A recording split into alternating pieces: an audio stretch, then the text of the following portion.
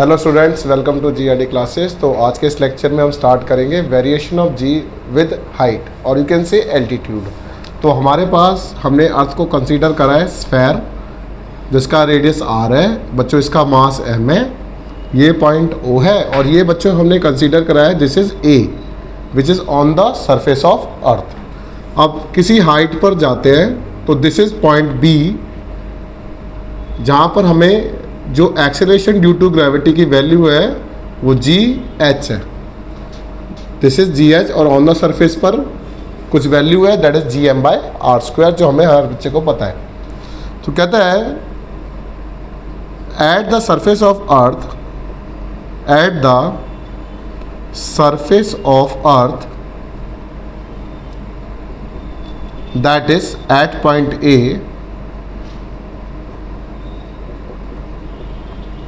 the acceleration due to gravity, the acceleration due to gravity जो होगा बच्चों क्या होगा, that is g which is equals to gm by r square on the surface of earth, यही होता है ना।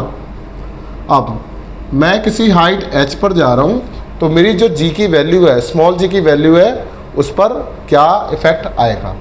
तो we can say at point B the acceleration due to gravity जो होगा बच्चों वो हो जाएगा बच्चों g h which is equals to G M by R plus H का होल स्क्वायर, क्योंकि सेंटर से यहाँ तक का डिस्टेंस आर प्लस एच है। ये हमारे पास इक्वेशन नंबर 2 हो जाती है। अब हम इसको डिवाइड कर देंगे। कहता है कि on dividing G H upon G, और we can write G M upon R plus H का whole square upon G M upon R square. G M से जी एम कैंसिल आउट हो जाएगा और यहाँ पर हो जाएगा g H upon g which is equals to R square upon में आर प्लस एच का होल स्क्वायर। इस तरीके की एक इक्वेशन बन जाएगी जो हमारी इक्वेशन नंबर 3 होगी। अब हम क्या करेंगे, थर्ड इक्वेशन में हम थोड़ा सा चेंज करेंगे। यहाँ पर हम थोड़ा सा इसको ये वाली इक्वेशन के अंदर हम मल्टीप्लाई और डिवाइड करके एक अनदर इक्वेशन बनाएंगे।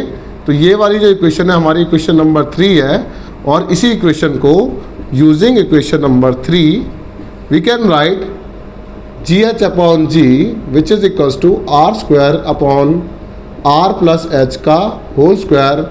इस इक्वेशन के जो डिनोमिनेटर वाला पार्ट है उसको मैं मल्टीप्लाई बाय आर स्क्वायर और डिवाइडेड बाय आर स्क्वायर कर देता हूँ।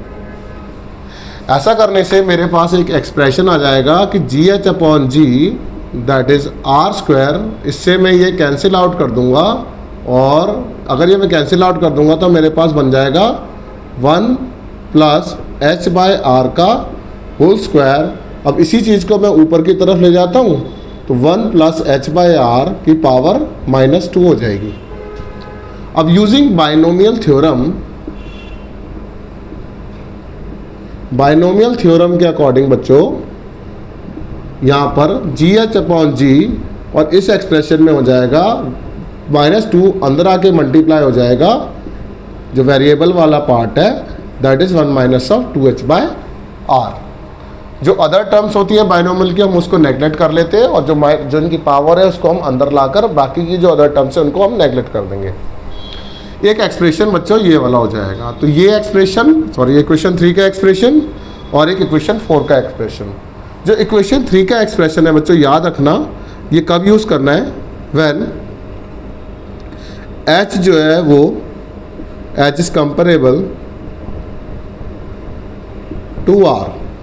और ये एक्सप्रेशन तब यूज़ करेंगे व्हेन h जो है वो लेस देन r है। ठीक है, तो ये 2 एक्सप्रेशन आपको याद होने चाहिए क्योंकि एग्ज़ाम में जब हाइट 100 किलोमीटर्स के अराउंड होगी, 50 किलोमीटर्स के अराउंड होगी तो h की amount as compare to the radius बहुत लो है, स्मॉल है, तो इसलिए हम ये वाला एक्सप्रेशन यूज़ करते हैं। ये एक्सप्रेशन हम तब यूज़ करेंगे जब h की अमाउंट 1000, 2000, 3000 के अराउंड होगी, तो ये वाला एक्सप्रेशन हमारा यूज़ में आता है। अब इसी एक्सप्रेशन से हमारे पास जी एच जो हो जाएगा, जी बच्चों इस साइड चला जाएगा, 1 minus of 2h by R हो जाएगा। अब इसको अंदर की तरफ मल्टीप्लाई कर देंगे तो g minus of 2gh by R हो जाएगा। इसको उठा के पॉजिटिव बना दो, तो अगर पॉजिटिव बाय आर हो गया which is g minus of gh बन जाएगा। ठीक है, तो इस वाले एक्सप्रेशन से हम एक और फॉर्मूला बना देंगे यहाँ पर, that is 2h by R which is equals to g minus of gh upon g। Clear? तो इस वाले g को उठा के मैं नीचे की तरफ ले आता हूँ। तो जब ये इस तरीके का एक्सप्रेशन बन जाएगा तो परसेंटेज डिक्रीज निकालने के लिए हम इसका यूज़ करेंगे।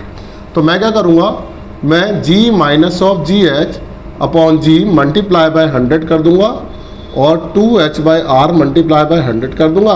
तो डिक्रीज इन परसेंटेज हमारा निकाला जा सकता है इस वाले एक्सप्रेशन से। तो रिक्वेस्ट है इस डेरिवेशन को 3 से 4 बार लिख कर प्रैक्टिस करेंगे, सो दैट हम न्यूमेरिकल निकालने के लिए इन फॉर्मूले का जब हम यूज़ करेंगे तो हमारा क्विकली और ऑन द स्पॉट हम लगाकर इसका आंसर निकाल सकें।